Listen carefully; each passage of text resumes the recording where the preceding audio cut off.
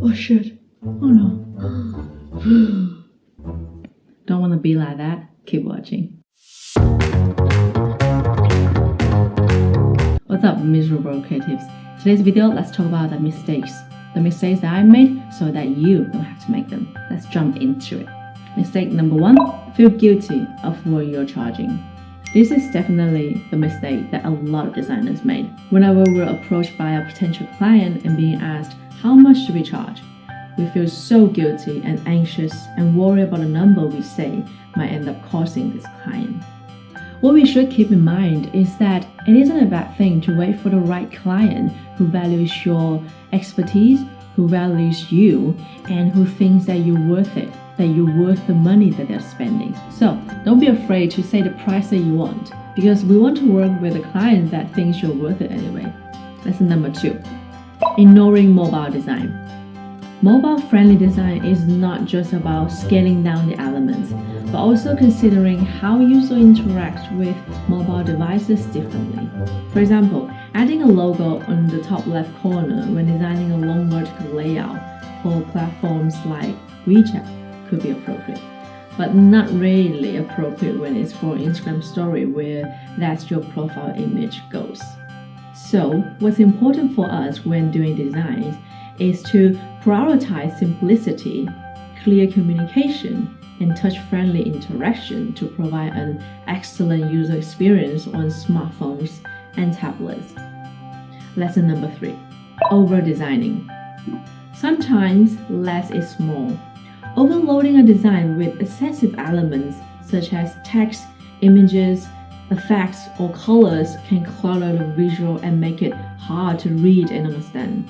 For example, complex logos. Logos that incorporate too many intricate details, gradients, or unnecessary elements like shadow can lose visual impact and become challenging to reproduce across different media. That's why we keep logos simple and recognizable, as less element as possible, as less detail as possible. To avoid over-designing, start with a clear concept and focus on the essential elements that convey the message effectively. Remove any elements that does not have any specific purpose. Lesson number 4, ignoring typography. Typography is the fundamental element of design. It's a powerful tool that goes beyond simply arranging letters and words. It's a means of conveying messages, emotions, and aesthetics in the world of design. Using an array of font styles, sizes, and colors in a single design can create confusion and diminish readability. Avoid this by limiting your font choices to 2 or 3 fonts and ensuring they complement each other. Neglecting font pairing. Always take the time to pair fonts that complement each other, such as combining a serif font with a sans serif font. Ignoring readability. Designers are visual animals. We need to remind ourselves not to choose fonts solely based on the aesthetics. We must consider their legibility, especially in longer blocks of text. Improper kerning and tracking. Neglecting to adjust the spacing between individual letters or adjusting the overall letter spacing can result in awkward or cramped typography. So we must pay attention to these details to achieve a balanced and visual pleasing text layout. Using all caps excessively. Overusing uppercase letters can make text appear like shouting and diminish readability. Therefore, it's great to reserve all caps for headings or short phrases. Inadequate line spacing. Insufficient line spacing is like when I'm reading a text like this. It's very cramped and difficult and overwhelming to read. So, we have to ensure appropriate line spacing to improve the overall readability of our typography. Neglecting alignment. Ignoring proper alignment of text elements can create visual inconsistencies and disrupt the flow of information. Pay attention to text alignment to create a neat and organized appearances. Inconsistent font style. Using different font style, bold, italic, underline, etc. inconsistent throughout our design can make it look unprofessional. Ensure consistent and deliberate use of font style to maintain visual coherence. Mistake number 5. Not understanding the audience. Effective design needs to resonate with the target audience. Designers must thoroughly understand the demographics and preferences of the intended viewers to create relevant and engaging visuals. For example, targeting elderly, make sure your message are readable to them. Make it big, make it loud. Targeting outer culture, make sure your message is appropriate in that cultural setting. Mistake number 6. Lack of consistency. We could get so caught up in the creative process and forgot all about the overall look and feel. Inconsistency in branding or design elements across different platforms or materials can dilute the brand identity and confuse the audience. So we must remember to always look at the big picture, align all elements. Mistake number 7.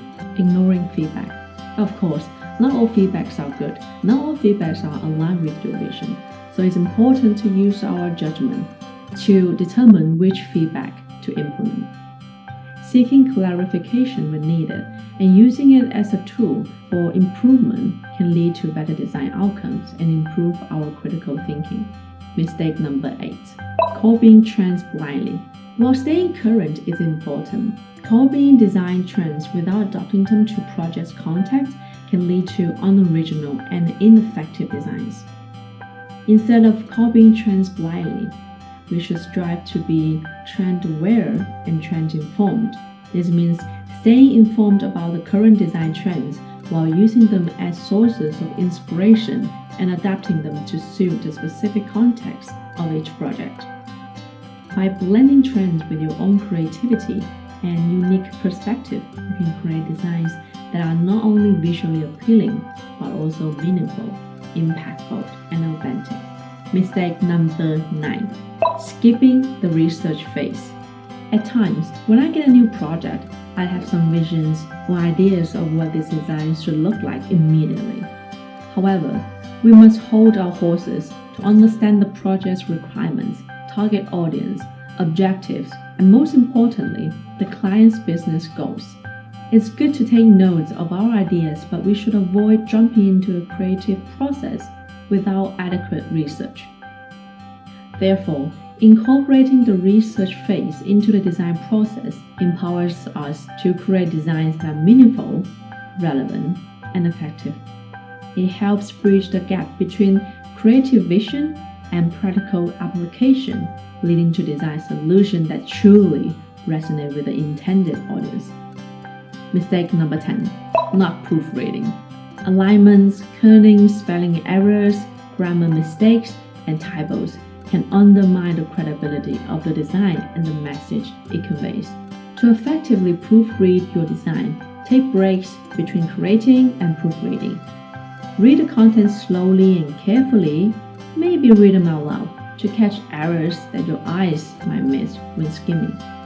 It's also helpful to use grammar and spell check tools such as Grammarly, or enlist the help of a colleague for a second pair of eyes, or read the content backwards to focus solely on each word. Mistake 11, and the last one, underestimating time management.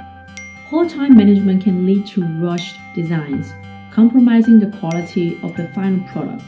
To avoid this, we should prioritize planning and organization, break projects into manageable tasks, set realistic deadlines, allocate time to research and creativity, and consider potential setbacks. Those are the mistakes I have made in the past, and hopefully I won't be making so many of them in the future, or none of them in the future. And I hope the same for you. Comment below and let me know what are the mistakes that you are currently making and that you're trying to stop making them. That's it for today's video. Thank you for watching. If you find the videos helpful, please subscribe to my channel and leave a like. See you next time.